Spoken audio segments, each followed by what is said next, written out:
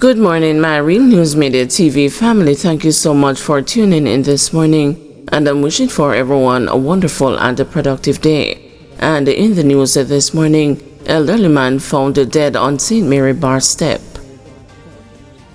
The Gale police are reporting their first murder for 2025 in the Saltram district, where the body of an elderly man was found on Monday.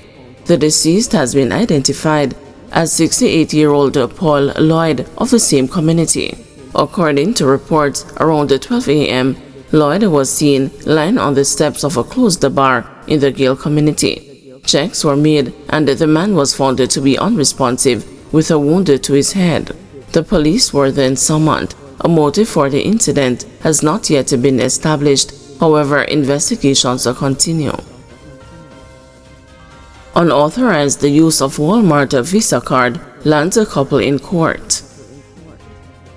A St. James man and a woman have found themselves in a legal predicament after being accused of making unauthorized withdrawals of United States currency from an automated teller machine using a debit card that did not belong to them. Barrington Mitchell and Chantel Pinnock appeared before presiding Judge Keisha Grant Price in the St. James Parish Court for the first time last Wednesday, charged with possession of access device and using access device to cause the money to be transported from outside of Jamaica to a place inside of Jamaica. According to court documents, on December 15, the two were observed withdrawing US dollars from an ATM at the Saxon International Airport in Montego Bay, St. James. They were reportedly behaving in a manner which aroused the suspicion of a member of the security forces. The law enforcement officer approached the two and noticed that they were in possession of a Walmart Visa debit card with the name Alia Delphi. They were also found in possession of a ZTE mobile phone, which Mitchell deliberately damaged while the cop attempted to confiscate it. The mobile device was seized and sent to the forensic laboratory for analysis. Both the defenders were subsequently arrested and charged. After the allegations were outlined, Grant Price informed the pair that due to the nature of the case, they would face a lengthy legal process and that the matter would be transferred to the Supreme Court for trial because it fell outside the jurisdiction of the criminal court. The judge subsequently set the matter for mention on May 20 and extended their bail. Portmore mayor could face assault charges. The Office of the Director of Public Prosecutions is to be asked to rule if Mayor of Portmore, the People's National Party's Leon Thomas, is to face assault charges. The news source say investigators from the Greater Portmore Police are preparing a file to submit to ODPP for a ruling on the allegations filed by 3 women against Thomas. The matter stems from an incident that was captured on video, which has now gone viral. The video showed a contentious consultation meeting on February 18, which was called to discuss Portmore becoming Jamaica's 15th parish. In the video of the rowdy meeting, an obviously agitated Thomas could be seen approaching a woman and seemingly ripping a placard from her hands while appearing to shove her. The woman appeared to take evasive action.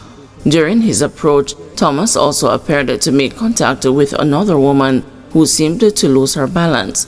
3 women later alleged that they were injured during the melee and had to seek medical attention. Thomas has argued that his actions were in response to disorderly and disruptive actions of Jamaica Labour Party supporters at the meeting. As the presiding officer, I took immediate steps to restore order, including removing placards from the hands of those who were deliberately creating chaos. My sole intention was to de-escalate a volatile situation and ensure that the meeting could proceed peacefully and constructively, Thomas said in a media release hours after the meeting. Alexander Shaw, the attorney representing the women, says the 2 of them submitted medical reports to the police detailing their injuries. One of the women with whom Thomas appeared to make physical contact was reportedly diagnosed with a left neck, left trapezius, and left anterior deltoid muscle strain and inflammation and spasm, and given prescription drugs. According to Shaw, he was told by the investigating officer that a file was being prepared for ODPP. Over the weekend, Shaw expressed a concern at the pace of the investigation, but on Monday afternoon, he told the news that he is satisfied progress is being made. But the attorney questioned why an assault matter was being escalated up to ODPP.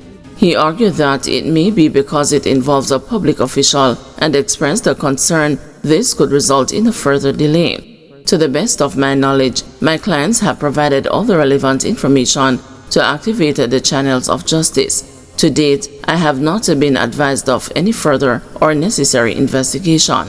Several days ago, I was duly informed by the investigating officer that the file was submitted to the inspector in charge of the department for further actions, said Shaw.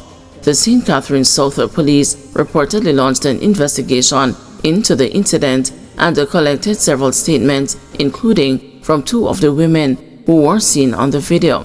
Parish status has been a divisive issue between the governing JLP and the parliamentary opposition PNP. The PNP has argued that the process is an undemocratic attempt at gerrymandering by the JLP to give itself a political advantage in Portmore. The JLP has countered that a parish status will allow Portmore, the most populous community in the English-speaking Caribbean with more than 200,000 residents, to unlock its potential as the Silicon Valley of the Caribbean while managing its own affairs. Representatives of both the JLP and the PNP were present at the meeting, which was held 8 days after the House of Representatives voted to pass the Counties and the Parishes Amendment Act 2025, paving the way for Portmore to become a parish, Jamaica's first in 158 years. The bill was approved by the Senate last Friday, despite a claim by opposition senators that it was unconstitutional. PICA probing deportation of man who claims he's not a Jamaican. The Passport, Immigration and Citizenship Agency is probing the deportation to Jamaica of a man claiming to be a United States citizen of a differing name. The man, said to be Devon Nicely, says he is not a Jamaican and has given his name Trevor Anthony Grant. He arrived from the United States on a chartered flight to Jamaica last Thursday. PICA says there are established protocols between Jamaica and the United States that guide the deportation of Jamaican nationals, including the presentation of documented evidence by the United States authorities of the nationality and identity of individuals to be deported. PICA says in this matter, the U.S. authorities provided evidence, including biometric information, and it conducted investigations to verify the authenticity of the Jamaican birth certificate and other information related to Devon Nicely. The agency says the biometric information, including fingerprints, linked the individual who arrived on the flight as Jamaican national Devon Nicely. The man has been invited to visit PICA with supporting documentation to substantiate his assertion that he is a U.S. citizen. NCB workers restive. Workers employed to the National Commercial Bank are reportedly restive and have warned that there could be major disruptions at the bank. The more than 2,000 employees represented by the NCB Staff Association wore black on Monday as a sign of protest over failed wage negotiations. President of the association, Paul Stewart, told the news that wage negotiations broke down recently after the association rejected the offer placed on the table by the bank. He said the association tabled a counter-offer, but this was not accepted by the management of NCB. The bank then took the dispute to the Ministry of Labour last week, but the ministry instructed them to return to the local level to resume wage talks. Mr. Stewart said that the association has suggested that the parties meet this Thursday to resume wage negotiations. He warned that failure by the bank to table a reasonable offer could lead to disruption at NCB branches across the island. Guys, thanks for watching. Please join us this afternoon at 2 p.m. for another news update.